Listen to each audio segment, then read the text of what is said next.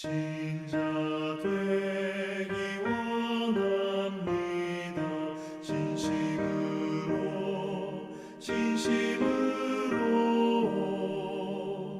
신자 되기 원합니다. 진심으로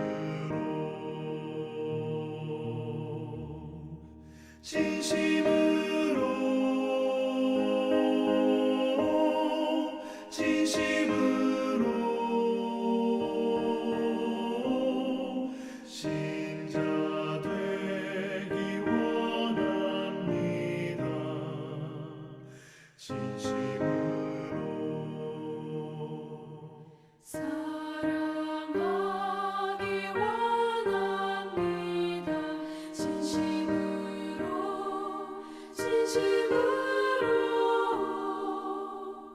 사랑하기 원합니다.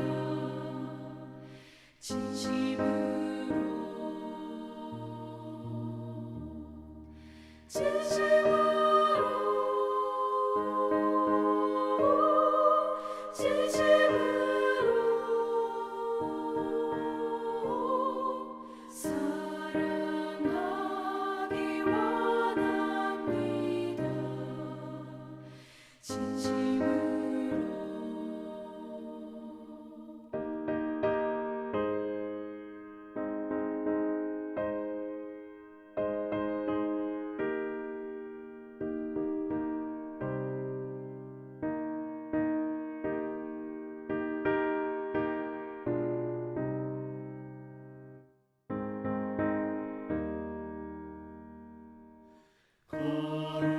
거룩하기 원합니다. 진심으로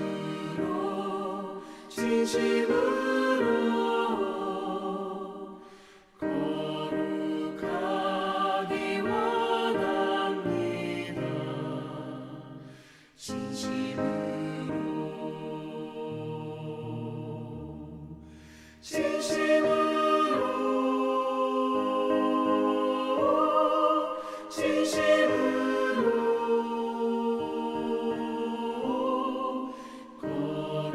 거룩하기 원합니다.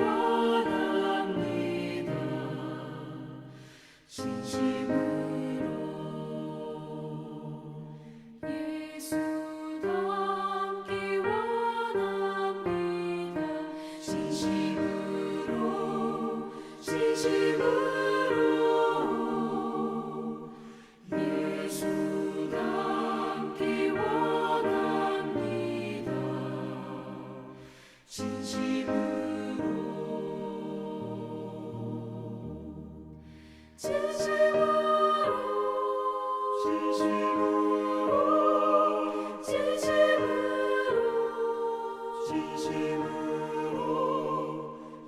예수 닮기 원합니다.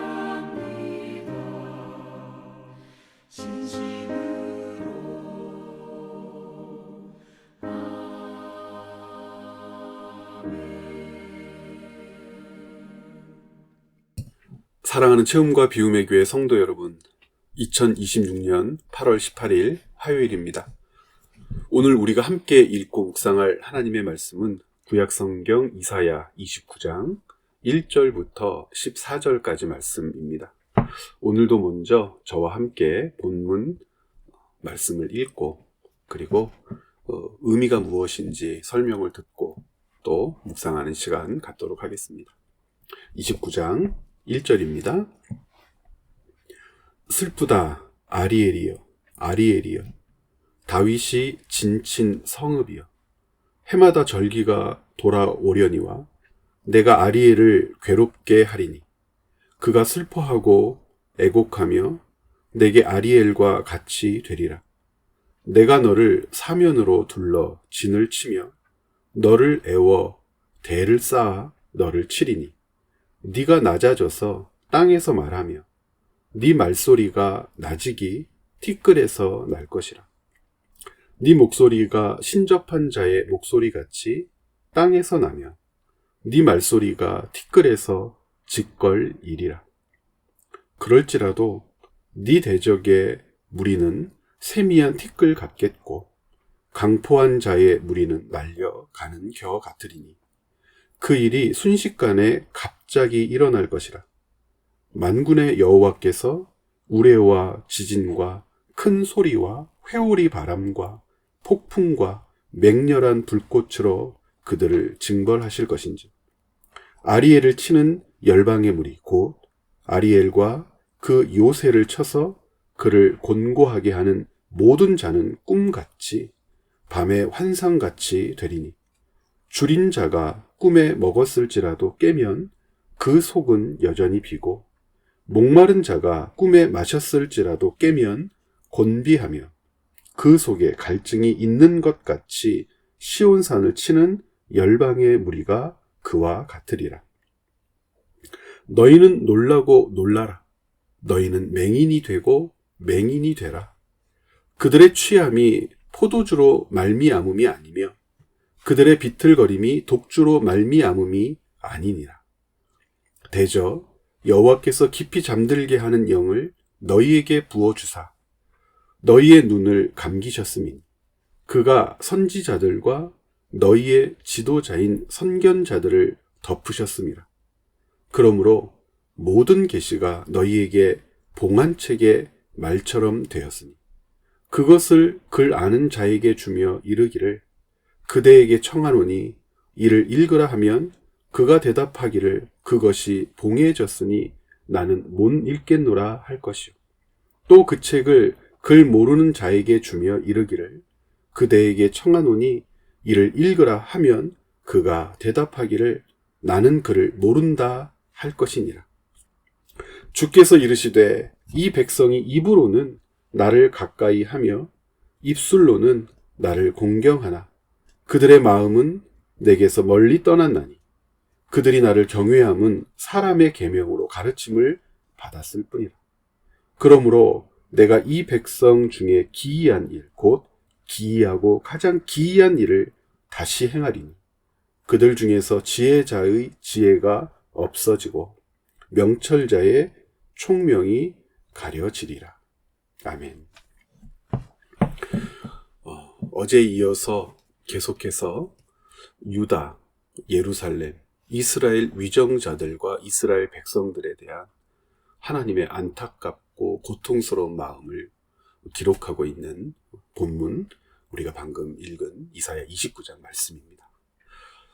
이스라엘 백성들에 대한 하나님의 판단이 어떠한지를 세심히 들여다보면 오늘날 지금 우리들에 대한 하나님의 마음을 깨닫게 됩니다. 우리를 향해서도 하나님이 이와 같은 마음이시겠구나. 그렇게 행동하고 그렇게 살 때 하나님께서 얼마나 마음 아파하실까? 하나님이 우리를 향하여 탄식하시겠구나.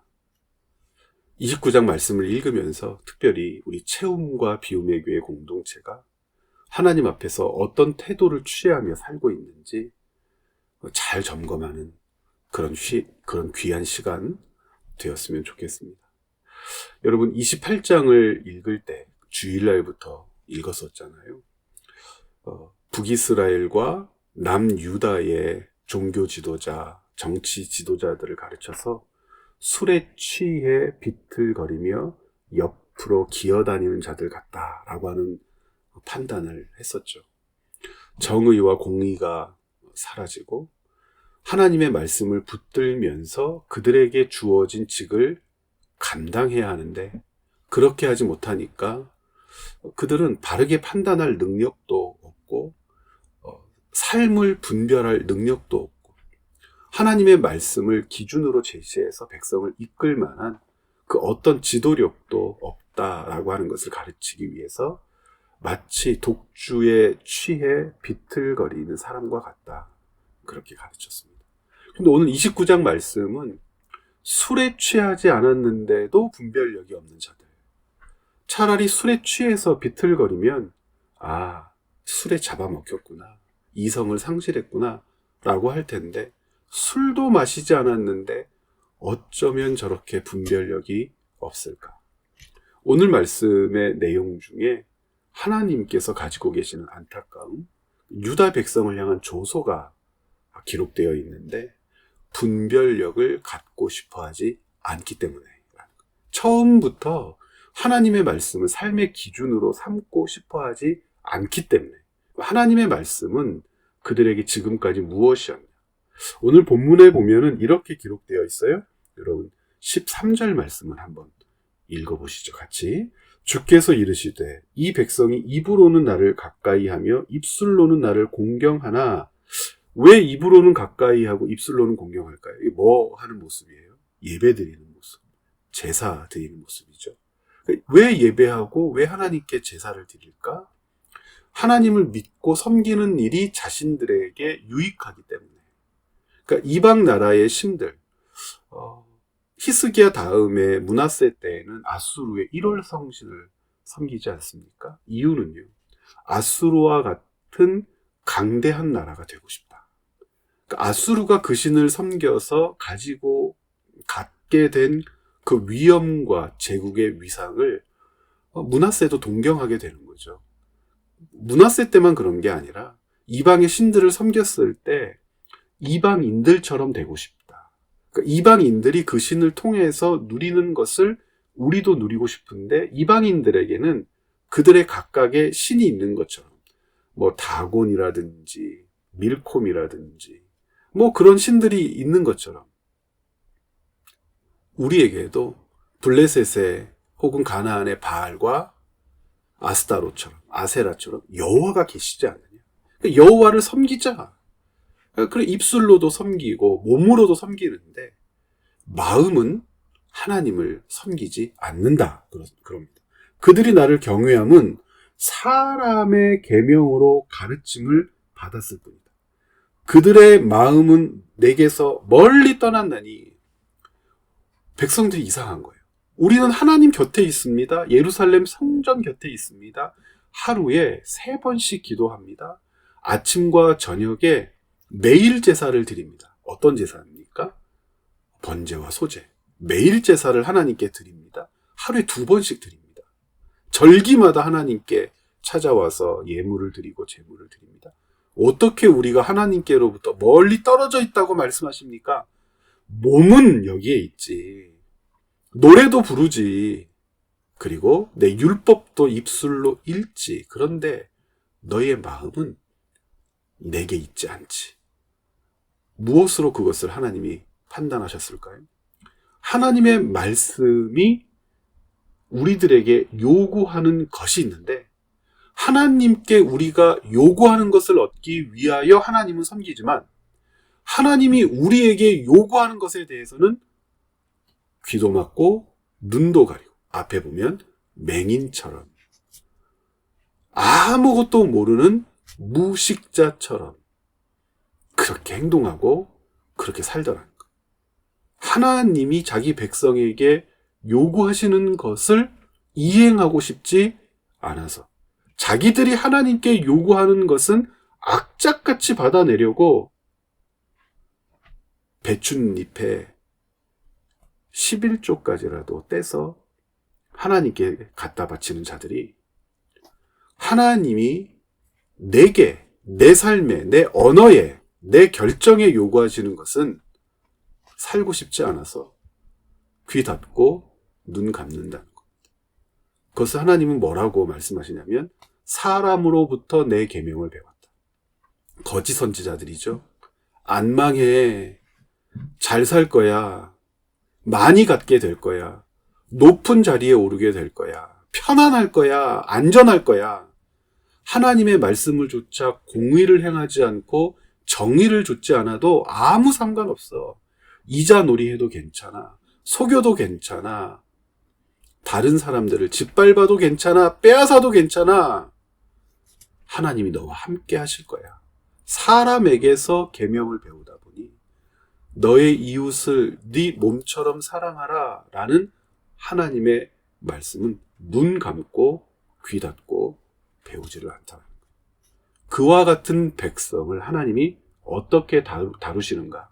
그 29장은 술도 마시지 않았는데 비틀거리며 하나님에게서 떠났던 자들, 절대 이들은 동의하지 않는다고 그랬어요. 제사 드리고 매일매일 성전에 방문하고 11조 드리고 절기예물 드리고. 그런데 하나님이 뭐라고 그러세요? 슬프다 아리엘. 아리엘. 1절부터 4절까지 등장하는 이 아리엘이라고 하는 말은 예루살렘 성전을 가르치는데 특별히 제단을 가르칩니다. 왜 제단을 가르치냐면 아리엘이라고 하는 단어 자체가 제단이라는 뜻을 가지고 있기 때문에 그렇습니다. 그런데 이것은 언어 유희가 좀 담겨 있어요. 아리엘을 어떻게도 번역할 수 있냐면 여호와의 라이언, 여호와의 사자, 용맹한 사자. 아리엘을 사자로도 번역을 할 수 있으니까. 그런데 이 아리엘은 통상 성전의 제단, 제물을 올려놓고 태우는 그 기구 있죠. 제단을 가르칠 때 아리엘이라 그럽니다. 그러면 이건 지금 뭘 이야기하는 거냐면 1절부터 4절에 보면 이것이 서로 주고받는 거예요. 여호와의 사자가 아리엘이 된다. 아리엘이 된다. 여호와의 사자로 불리웠던 하나님의 백성이 제단에서 불살라질 것이다. 하나님이 태워버리는 그런 재물처럼 그런 존재들이 될 것이다. 하나님이 징계하실 것이다. 하나님께서 그들의 죄에 걸맞는 삶을 살게 하실 것이다. 이것이 지금 아리엘이라고 부릅니다. 그래서 슬프다 아리엘이여. 그런데 어제도 말씀을 나눴지만 이렇게 하나님께서 다루시는 뜻은 사람들이 신기하게 여긴다고 그랬죠. 자기 백성을 위하여 일하시는데 자기 백성이 왜 고난에 처하게 될까? 하나님이 자기 백성을 왜 고난에 처하게 하시는지 그 과정을 다시 한번 설명을 하시면서 산헤립의 군대로 둘러싸였던 예루살렘을 구하시는 하나님의 역사를 다시 한번 이게 회고하는 장면인지 아니면 예언하는 장면인지는 불분명합니다. 어찌되었건 그 장면을 다루고 있는 것이 확실한데 5절부터 그럴지라도 아리엘이여 슬프다. 여호와의 사자라고 불리었던 내 백성이 제단의 제물처럼 살라지겠구나. 그럴지라도 살라지는 그 제물 같은 존재로 하나님이 너희를 다루실지라도 너희를 완전히 멸망시키진 않으셔. 너희를 다시 부르시고 세우시는 하나님의 섭리이며 통치야. 그러면 왜 너희가 그런 고난 가운데에 하나님을 만날 수밖에 없을까? 그것이 9절에 이렇게 되어 있어요. 너희는 놀라고 놀라라. 너희는 맹인이 되고 맹인이 되라. 이건 어떻게 이해했으면 좋겠냐면 참 많은 주석가들이나 이사야서를 연구하시는 분들이 이런 제안 저런 제안을 주는데 저는 이렇게 이해하고 싶습니다. 차라리 맹인이 되라. 무슨 말이냐면 앞을 못 보는 맹인이 아닌데도 너희는 보지 못하니. 앞을 보지 못하는, 처음부터 앞을 보지 못하는 맹인이라면 핑계라도 되지. 그러니까 차라리 내게 이렇게 얘기하라. 우리는 맹인입니다. 그래서 볼 수가 없습니다. 분별할 수 없습니다. 술 취한 사람은 술에 취해서 이성을 상실했기 때문에 분별하지 못하지만 우리는 앞을 보지 못하기 때문에 낭떠러지가 있는지 위험한 곳이 있는지 진흙탕인지 모르니까 그냥 걸어가는 겁니다. 라고 차라리 해라. 이 본문을 그렇게 이해하는 것이 좋을 것 같습니다. 너희는 차라리 맹인이 되라. 그러면 너희 앞에 여호와 하나님의 책이 봉인되었다고 너희들이 이야기할 수 있겠지. 내가 읽어라! 라고 하면 맹인이기에 볼 수 없습니다. 라고 하겠지. 그런데 너희는 지금 어떠하냐? 맹인이 아니지 않느냐? 볼 수도 있고 읽을 수도 있지. 그러면서 20절이 아니라 11절부터 보세요. 그러므로 모든 계시가 너희에게는 봉안책의 말처럼 되었으니 그것을 글 아는 자에게 주며 이르기를 그대에게 청하노니 이를 읽으라 하면 그가 대답하기를 그것이 봉해졌으니 나는 못 읽겠노라 할 것이요.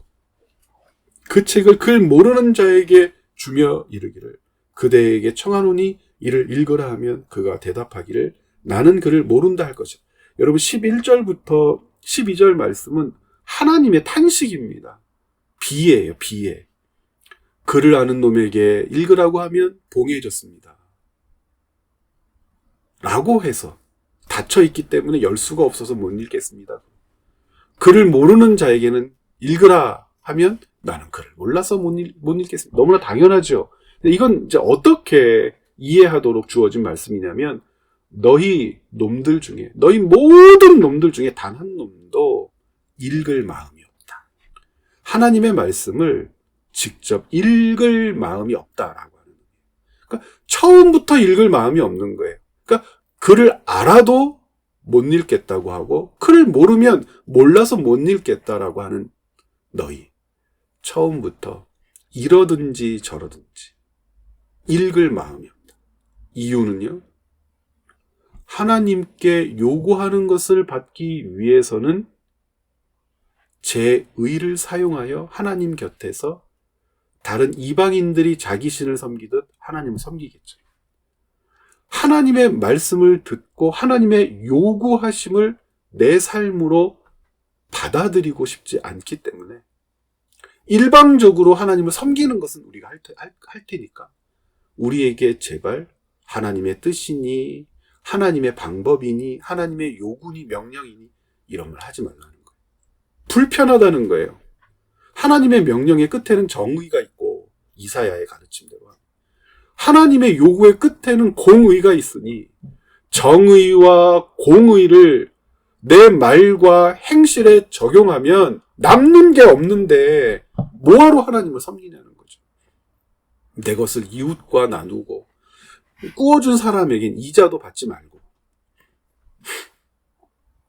살펴서 빌려주세요라고 하기 전에 내가 알아서 가서 떠먹여주고 살펴주고 부모를 잃은 아이들을 거두어 내 자식처럼 키우고 힘없고 가난한 노인들, 연약한 가정들을 살리기 위해서 내가 땀 흘리고 애쓰고 수고하고 하기 싫다는 거예요. 이 땅에서 하나님의 나라를 살아라. 이방인들처럼 살지 말고 이 땅에서 하나님의 나라를 살아라. 유일한 방법이 있는데 정의와 공의를 행하는 것이다. 싫다는 거예요. 그런 하나님의 나라는.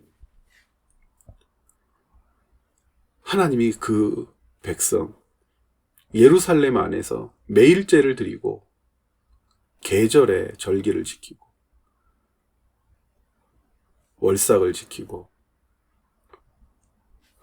속죄제니 속건제니 화목제니를 드리면서 5대 제사니 매일 제사니 월삭이니 하나님과의 관계를 제사로 정의하는 자들에게 차라리 못 본다고 해라. 나는 맹인이라 앞을 볼 수 없습니다. 라고 차라리 해라. 라고 탄식하고 계시는 거란 말입니다. 채빛교회 27년부터 변화하는 세상 변치 않는 하나님의 말씀이라고 하는 주제로 3년을 살겠다고. 그래서 26년 하반기를 잘 준비하자고 여러분들에게 말씀드렸는데 그런 두려움이 담임 목사인 저에게 있어요. 야, 채빛교회야. 차라리 못 본다고 해라. 그러면 내가 너희에게 요구한 것을 너희가 행하지 않는 것에 대하여 내가 이렇게 슬프지는 않을 텐데. 눈으로도 보고 귀로도 듣는데 도대체 왜 안 사는 거냐? 이스라엘 유다 백성들처럼 그렇게 살면 불편하잖아요. 그렇게 결정하면 내게 남는 게 없잖아요. 왜 나만 그렇게 손해보면서 살아야 돼요? 다른 사람의 이야기를 경청하는 것 억울합니다. 저 사람들은 내 말 경청하지 않아요. 나랑 생각이 다른 사람은 왜 나만 품어야 합니까? 왜 기다려야 합니까? 저는 제 자신이 너무 중요하고 소중해서 그렇게 당하고만 살 수 없어요. 하나님이 뭐라고 그러신다고요? 차라리 못 본다고 해라. 더 나아가 차라리 나는 듣지 못합니다 라고 해라.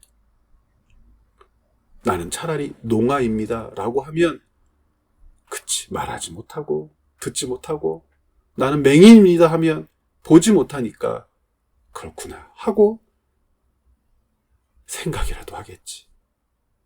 여러분, 우리 공동체를 향해 하나님 이런 탄식하지 않으시기를, 우리를 향해 기뻐하시고 채비를 생각하면 위로받으시고 채비교에 속한 저와 여러분들을 마음에 품으시면 우리가 하나님을 향하여 소망이 샘솟듯이 기쁨이 샘솟으시는 하나님 앞에 우리가 그런 존재가 되기를 간절히 소원합니다. 변화하는 세상에 변치 않는 하나님의 말씀을 읽고 듣고 따르고 지키는 공동체, 저와 여러분이 속한 채움과 비움의 교회 되기를 오늘도 간절히 소원해 봅니다. 내일 또 말씀 묵상의 자리에서 여러분들 뵙도록 하겠습니다. 이제 여름이 조금씩 거쳐가고 있지만 아직도 무덥습니다. 건강 잘 조심해서 아름답고 편안한 모습으로 또 뵙기를 원합니다. 고맙습니다.